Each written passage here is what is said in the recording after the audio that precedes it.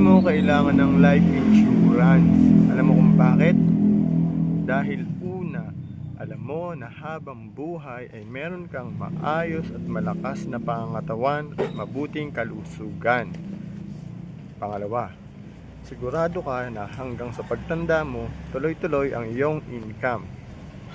Pangatlo, kung sakaling mawawala ka na sa mundong ibabaw, hindi mo na iniisip kung anong klaseng buhay ang haharapin ng iyong pamilya.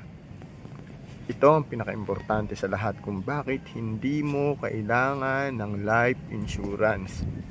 Dahil ikaw ay isang immortal.